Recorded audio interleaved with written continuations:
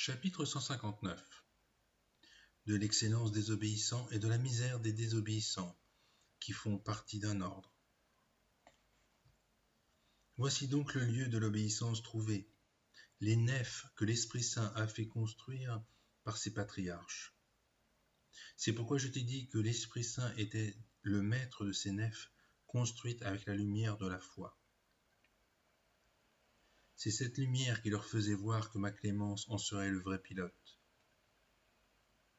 Je vais te parler maintenant de l'obéissance et de la désobéissance de ceux qui sont réunis sur cette nef. Je ne te parlerai pas plus d'un ordre que d'un autre.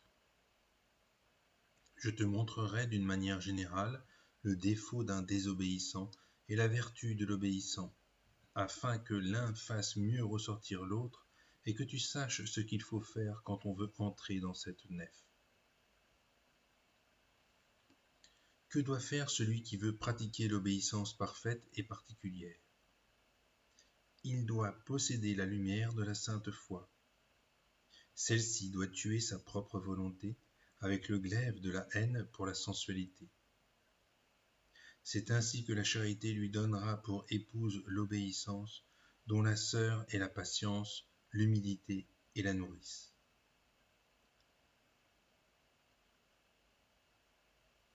Si elle n'avait point cette nourrice, l'obéissance mourrait de faim, parce que dans l'âme où ne se trouve point cette modeste humilité, l'obéissance meurt aussitôt. L'humilité n'est point seule, elle a pour servante le mépris de soi-même et du monde. Cette âme ne désire donc point les honneurs, mais la honte. C'est ainsi, mort à soi-même, qu'on doit entrer dans la nef de la vie religieuse, quand on a l'âge pour le faire. Mais quelle que soit la façon dont on ait été appelé par moi, on doit acquérir et conserver cette perfection. On doit généreusement et sans retard serrer dans sa main la clé de l'obéissance à l'ordre. C'est cette clé qui ouvre le portillon de la porte du ciel. C'est ainsi que les parfaits ont ouvert la porte avec la grosse clé de l'obéissance commune, mais qu'ils ont pris une clé plus petite afin de passer par le portillon bas et étroit. Non pas que le portillon soit séparé de la porte, il est dans la porte, comme tu peux le voir. C'est cette clé qu'ils doivent bien serrer et ne jamais jeter. C'est pour avoir vu à la lumière de la foi que chargés de richesses et de tout le poids de leur propre volonté, ils n'auraient jamais pu passer par ce portillon sans y risquer leur vie, que ces vrais obéissants, jugeant que s'ils avaient dressé la tête, ils l'auraient brisée, se sont baissés en abandonnant leurs richesses et leur volonté. Ils font vœu de pauvreté volontaire et se gardent bien de posséder. Ils voient à quel danger ils s'exposeraient. Ils manqueraient également à l'obéissance puisqu'ils n'observeraient pas le vœu de pauvreté. Ils tomberaient alors dans l'orgueil puisque leur volonté relèverait le front. Même s'ils obéissaient, ils ne le baisseraient point humblement. Pleins de superbe, ils ne l'inclineraient que forcés. C'est cette contrainte qui leur briserait le front, puisqu'ils n'obéiraient à l'ordre et au supérieur qu'avec regret. Mais voici la menace d'un autre danger. Les voici prêts à transgresser le vœu de chasteté. Celui qui n'a su ni freiner ses appétits, ni se dépouiller des biens temporels, fait de nombreuses connaissances et trouve toujours assez d'amis qui l'aiment dans leur propre intérêt. De ces relations, ils en viennent aux amitiés. Alors ils se mettent à choyer leur corps. Ils n'ont plus d'humilité, ils n'ont plus de mépris d'eux-mêmes. Ils se complaisent dans leurs aises, ils vivent délicatement, non pas comme des religieux, mais comme des mondains, sans veiller et sans prier. Voilà où ils en viennent pour avoir de quoi dépenser. S'ils n'avaient rien à dépenser, ils ne tomberaient point dans l'impureté de l'âme et du corps. Si la honte parfois les fait s'abstenir corporellement, ils pêchent cependant spirituellement. S'ils vivaient moins mondainement, moins sensuellement, s'ils recherchaient un peu moins les bons plats, s'ils veillaient et s'ils priaient, leurs esprits demeureraient purs. C'est pourquoi le véritable obéissant voit venir de loin, avec la lumière de la foi, tous ces dangers issus de la possession des biens temporels et de l'attachement à sa propre volonté. Il voit bien que ce portillon étroit, il le lui faut passer, mais qu'il le passera mort et non point vivant pour ne l'avoir pas ouvert avec la clé de l'obéissance. Je t'ai dit que ce portillon, il devait le passer, et telle est bien la vérité. Qu'il le veuille ou non, du moment qu'il ne quitte point son ordre, il lui faut se soumettre à l'étroite obédience de son supérieur. C'est pourquoi le parfait obéissant se domine et maîtrise sa sensualité. En se dominant avec une foi vive, il a appelé la haine dans la maison de son âme. C'est elle qui, comme un serviteur, enchasse cet ennemi, l'amour-propre. Il ne veut pas que l'obéissance de son épouse soit outragée. C'est pourquoi il en chasse l'ennemi et il y fait entrer à sa place l'ami et la nourrice de son épouse. C'est donc la sainte haine pour soi-même qui a chassé l'ennemi. L'amour de l'obéissance y fait entrer les vrais amis de son épouse, l'obéissance. Les agissantes vertus, les coutumes et les règles de l'ordre. Cette douce épouse entre alors dans cette âme avec sa sœur la patience et avec sa nourrice l'humilité, accompagnée du dédain et du mépris de soi. Ainsi libérée de ses ennemis, elle est alors en paix. Elle habite le jardin de la chasteté où brille le soleil de l'intelligence, à la lumière duquel elle contemple ma vérité, puisqu'elle est son seul objet. Là, elle goûte cette chaleur qui réchauffe tous ceux qui l'entourent, car c'est avec ardeur qu'elle observe les règles de son ordre. Quels sont les ennemis qui l'attendent dehors? Le plus grand est l'amour-propre, qui engendre l'orgueil, l'ennemi de la charité et de l'humilité. L'impatience attend la patience, la désobéissance, l'obéissance. L'infidélité lutte contre la foi. La présomption ne s'accorde point avec la véritable espérance, celle que l'âme doit avoir en moi.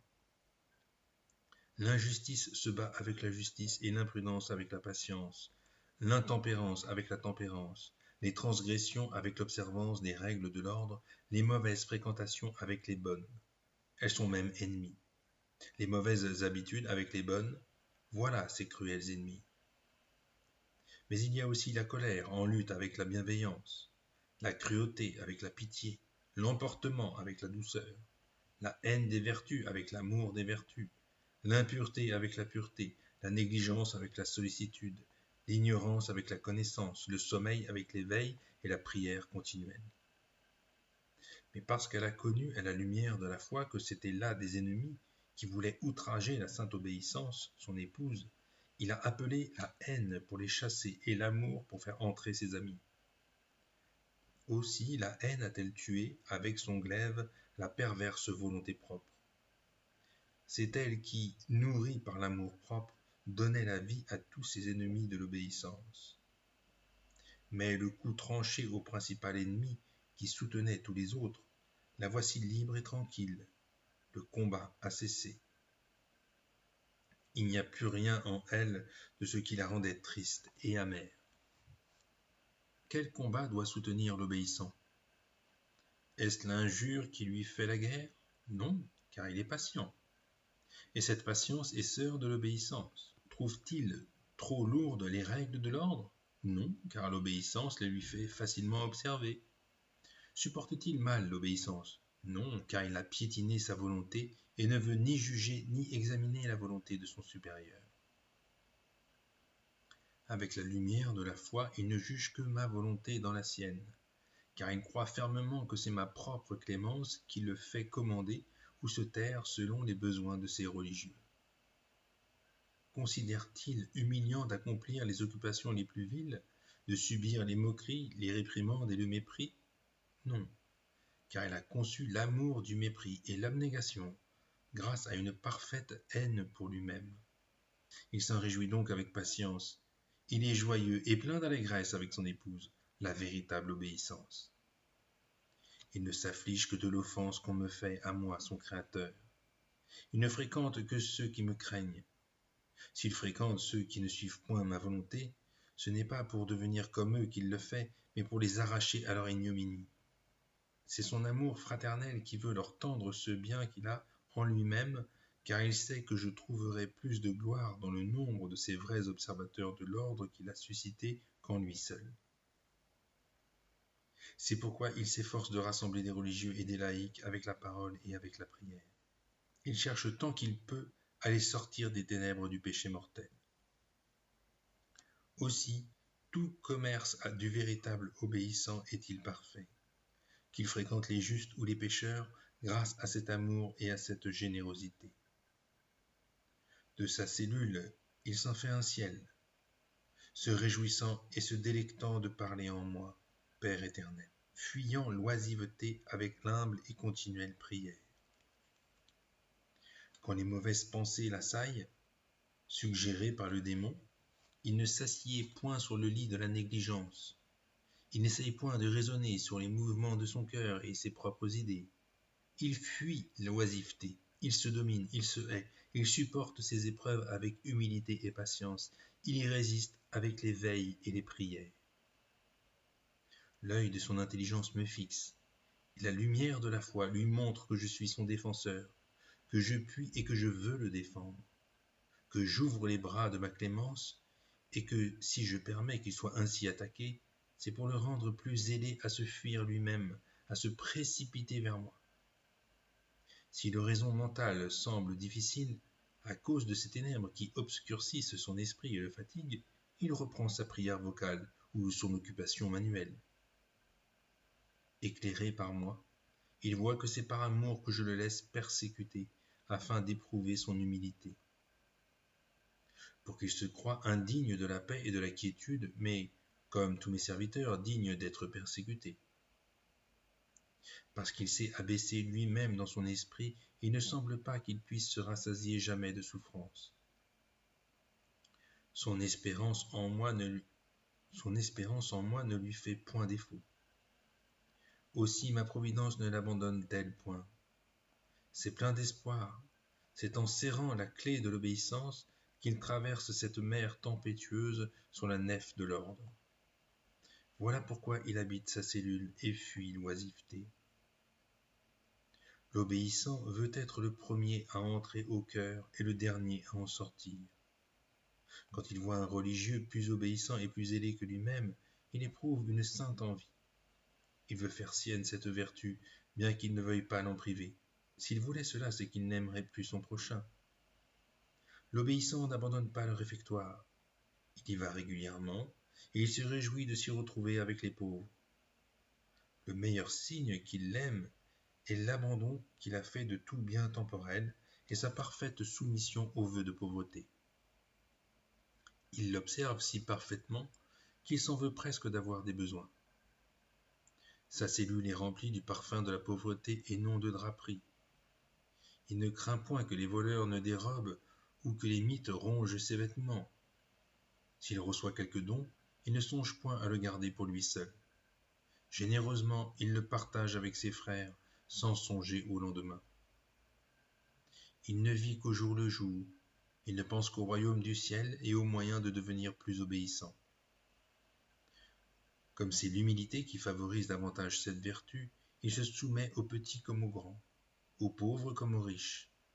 Il se fait le serviteur de tous. Il ne refuse jamais un service. Il sert tout le monde charitablement. L'obéissant ne veut pas obéir et choisir le temps ou le lieu à sa guise, mais selon la règle et son supérieur. Il agit ainsi sans peine et sans tristesse.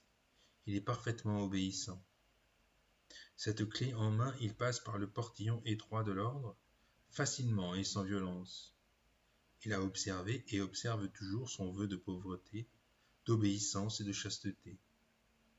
Il a rabaissé sa superbe et incliné la tête sous l'obéissance grâce à l'humilité.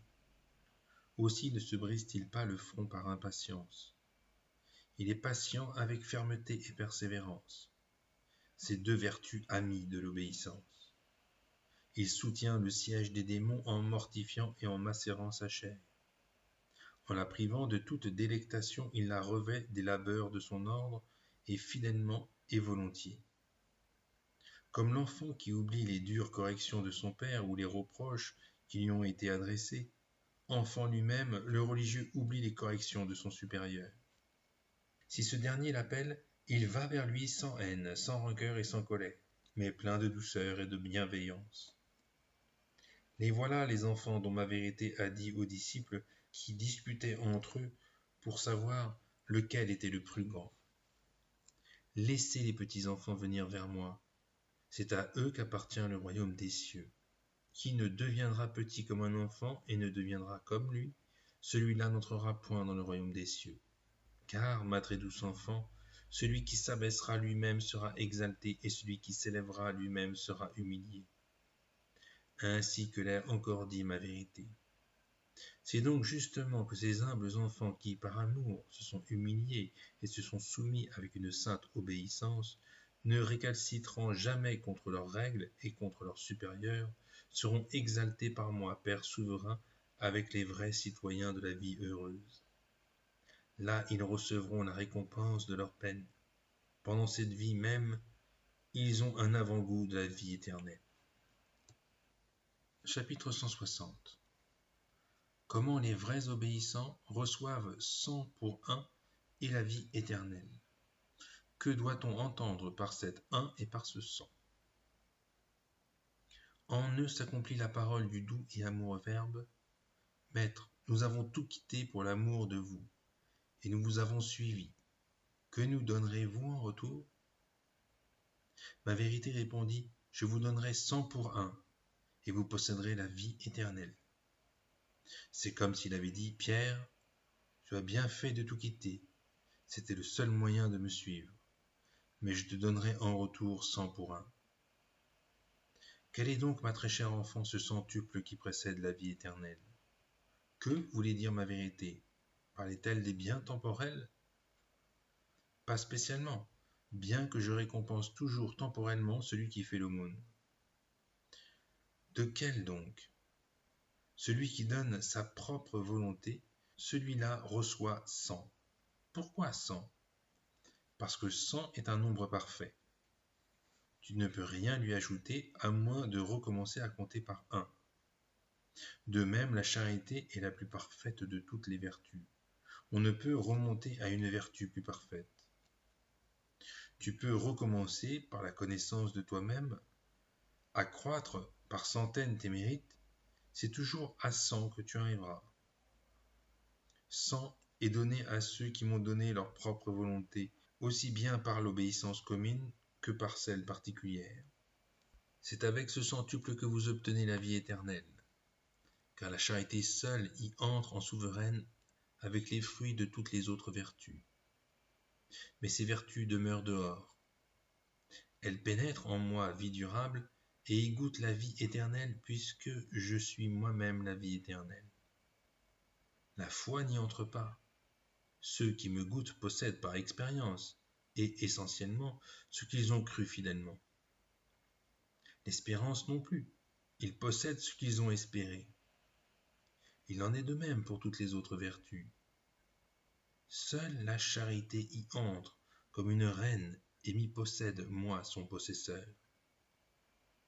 Tu vois donc que ces enfants reçoivent 100 pour 1, la vie éternelle, et le feu de la divine charité étant ce centuple. C'est pour avoir reçu ce centuple qu'ils sont dans une admirable allégresse. La charité, en effet, ne comporte point la tristesse, mais l'allégresse. Elle rend le cœur généreux, sans avarice ni duplicité.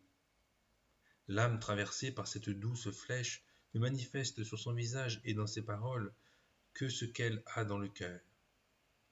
Elle ne sert pas son prochain par ambition ou par feinte. La charité est ouverte à toute créature. C'est pourquoi l'âme qui la possède ne tombe point dans l'affliction et n'abandonne point l'obéissance. Elle est obéissante jusqu'à la mort. Chapitre 161. De la perversité, des misères et des peines du désobéissant. Des misérables fruits qui naissent de la désobéissance. Bien différent est le sort du misérable désobéissant, qui demeure dans la nef de son ordre avec tant de peine pour lui et pour les autres, qu'en cette vie il goûte déjà les arts de l'enfer. Toujours triste, il éprouve toujours quelque trouble et les hauts le cœur de sa conscience. Et il devient insupportable à lui-même. Quel triste spectacle, mon enfant, nous offre celui qui a pris la clé de l'obéissance à l'ordre, mais qui s'est fait ensuite l'esclave de cette désobéissance, qui l'a fait entrer dans son âme comme une reine accompagnée de l'impatience et de l'orgueil. Comment ce malheureux pourrait-il éprouver autre chose que de la peine, puisque tout ce que je t'ai dit de l'obéissant se retourne contre lui? Alors qu'il doit baisser le front, l'orgueil le lui fait dresser. Tous ses désirs sont contrariés par les règles de son ordre. Celui-ci ordonne l'obéissance, et lui aime la désobéissance. La pauvreté volontaire, et lui la fuit en possédant et en désirant les richesses. Il exige la continence et la pureté, et lui veut l'impureté. En rompant ces trois vœux, le religieux se perd complètement. Il a tellement de défauts que son aspect n'est plus celui d'un religieux, mais d'un démon incarné. Je t'en ai déjà parlé ailleurs, mais je ne veux point ne pas ajouter combien ils se trompent eux-mêmes. Tout le mal qui découle pour eux de leur désobéissance sera à la louange de l'obéissance. Ce malheureux est trompé par l'amour de soi-même. L'œil de son intelligence ne regarde que le plaisir qu'il tire de sa propre volonté pour les choses du monde. Il a sauté par-dessus le monde avec son corps, mais sa volonté y adhère encore. C'est parce que l'obéissance est pour lui une souffrance qu'il veut désobéir pour fuir cette peine. Mais il tombe dans une peine plus grande, puisque, par force ou par amour, il doit toujours obéir. Il valait mieux pour lui, et c'eût été moins pénible, obéir par amour que sans amour. Oh, comme il s'est trompé! Et qui le trompe sinon lui-même? Pour vouloir se complaire, il se tourmente, puisque ses actions qu'il doit accomplir par force le tourmentent. Il veut vivre dans le plaisir et se faire une vie éternelle sur cette terre. Mais son ordre veut qu'il ne soit qu'un pèlerin, et il le lui montre bien. Dès qu'il le voit fixé quelque part, il le déplace. Ce changement est pour lui une peine, parce que sa volonté est encore trop vive. S'il n'obéit pas, il est passible de la discipline et des peines de l'ordre. Il vit dans un continuel tourment. Tu vois donc combien il s'abuse lui-même. Voulant fuir les peines, il plonge dans les peines. Son aveuglement ne lui laisse pas connaître la voie de l'obéissance, qui est une voie de vérité fondée sur l'obéissant agneau, mon fils, qui aplanit toutes les difficultés. C'est la voie la plus longue qu'il a donc prise. Il n'y trouve que souffrance et amertume. Qui le mène ainsi? L'amour qu'il a pour la désobéissance. Comme un sot, il veut ramer sur cette mer tempétueuse avec ses propres bras, plein de confiance en son mince savoir, alors qu'il pourrait naviguer avec les bras de son ordre et de son supérieur. Il vit sur la nef de son ordre avec son corps, mais non avec son esprit. Il est en même temps sorti, pourrait-on dire, puisqu'il n'a plus aucun désir pour les trois vœux que, lors de sa profession, il avait promis d'observer. Au milieu de la tempête, il est frappé par tous les vents qui secouent la nef. Il ne tient plus à elle que par son habit, et encore. C'est son corps qui en est revêtu, mais point son cœur. Ce n'est pas un religieux, mais un homme vêtu en religieux. Par son aspect, il est un homme, mais par sa volonté et par sa vie, il est moins qu'un animal. Comment ne voit-il pas qu'il est plus pénible de naviguer avec ses propres bras qu'avec ceux des autres?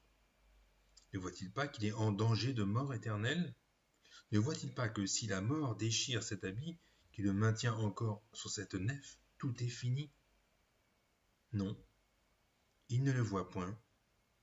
Le nuage de l'amour-propre, d'où est venue la désobéissance, l'a privé de la lumière capable de lui montrer tous ses dangers. Il se trompe donc terriblement. Quel fruit produit donc l'arbre de ce malheureux? Un fruit de mort. La racine de sa volonté plonge dans l'orgueil. C'est pourquoi tout naît corrompu. Les fleurs, les feuilles, les fruits, les branches de cet arbre sont pourries. Les 3 branches le sont aussi. L'obéissance, la pauvreté et la chasteté. Ce sont là les 3 branches nourries par le tronc de la volonté elle-même. Les feuilles qui sont les paroles sont si malsonnantes qu'elles seraient déplacées même dans la bouche du mondain le plus pervers. S'il doit prêcher, il le fait avec beaucoup d'élégance, car ce n'est pas à nourrir les âmes qu'il tend, mais seulement à parler avec distinction. Hume les fleurs de cet arbre, elles sont fétides. Ce sont toutes ces pensées frivoles et variées qu'il accueille avec complaisance, ne cherchant pas à fuir les lieux qui les lui inspirent. Bien plus il les recherche pour commettre ses péchés. Ceux-ci sont des fruits qui empoisonnent son âme, lui ôtent la vie de la grâce et lui donnent la mort éternelle. Quelle puanteur dégage cet arbre? La puanteur de la désobéissance. Il tient à examiner, à juger en mal la volonté de son supérieur. Il pue l'impureté quand il prend son plaisir dans les longues conversations avec les dévotes. Ô malheureux, tu ne sais pas quel troupe d'enfants sera la conséquence de ces conversations, commencées sous prétexte de l'édification. Voilà où t'entraîne la désobéissance, alors que l'obéissance t'aurait fait engendrer les vertus. Il cherche à tromper son supérieur quand il le voit prêt à lui refuser ce que sa perverse volonté désire. Il agite tout le feuillage des paroles flatteuses ou aigres. Il parle irrévérencieusement et il se permet des reproches. Il ne peut rien supporter de ses frères. La moindre parole, la moindre critique le rend impatient, emporté et plein de haine. Il juge comme un mal ce qu'on ne fait que pour son bien. C'est tout scandalisé qu'il vit dans une continuelle peine corporelle et spirituelle. Pourquoi a-t-il déplu à son frère? Parce qu'il s'est plu à lui-même. Il fuit sa cellule comme un poison, parce qu'il est sorti de la cellule de la connaissance de soi-même. Voilà ce qui l'a mené à la désobéissance. Il ne veut pas mettre les pieds au réfectoire. Il est son ennemi, tant qu'il a de quoi dépenser. La nécessité se chargera de l'y ramener. Ils ont donc eu raison d'agir comme ils l'ont fait, ces obéissants qui ont voulu observer le vœu de pauvreté. Ils n'ont rien voulu posséder afin de n'avoir rien qui puisse les arracher à la douce table du réfectoire, où l'obéissant nourrit en paix et en quiétude son âme et son corps, sans songer à parer lui-même sa propre table et à la garnir comme le fait ce misérable, pour qui le repas au réfectoire est d'une telle amertume qu'il le fuit. Au cœur, il entre toujours le dernier. Il en sort toujours le premier. Ses lèvres me nomment, son cœur est bien loin. Le chapitre, par crainte de la pénitence, il le fuit tant qu'il peut. Quand il y assiste, on dirait qu'il est devant son ennemi mortel. Il est plein de confusion et de honte. Il aurait mieux fait de les éprouver au moment de commettre ses péchés. À qui la faute? À la désobéissance. Il ne veille pas, il ne prie pas. Non seulement il oublie l'oraison mentale, mais l'office lui-même qu'il est pourtant tenu de réciter. Il ne connaît point la charité fraternelle, puisqu'il ne s'aime lui-même qu'avec un amour de bête privé de toute raison. Ils sont si nombreux les maux qui s'abattent sur la tête du désobéissant que ta langue ne saurait les décrire. Ô désobéissance, comme tu sais dépouiller l'âme de toute vertu et la revêtir de tous les vices. Ô désobéissance, comme tu sais bien priver l'âme de la lumière de l'obéissance, lui enlever toute paix et lui imposer la guerre, la priver de la vie en échange de la mort, quand tu fais sortir une âme de la nef de son ordre. Comme tu la noies dans la mer en la faisant avancer sur ses propres bras et non sur ceux de son ordre. Tu la revêts de toute misère, tu la fais mourir de faim en lui ôtant la nourriture du mérite que procure l'obéissance. Tu ne lui donnes qu'amertume, tu la prives de toute douceur et de toute satisfaction. Tu la prives de tout bien, tu la maintiens dans le mal. En cette vie, tu lui fais supporter les arts des tourments. Si ce malheureux ne s'amende pas avant que la mort ne déchire les vêtements qui le retiennent encore à cette nef, c'est toi, désobéissance, qui conduira cette âme à l'éternelle damnation. en compagnie des démons qui tombèrent du ciel jusqu'au fond de l'abîme pour s'être rebellés contre moi. Il en sera de même pour toi, ô désobéissant, qui t'es rebellé contre l'obéissance, et puisque cette clé qui devait t'ouvrir la porte du ciel, tu l'as jetée loin de toi, la clé de la désobéissance t'ouvrira l'enfer.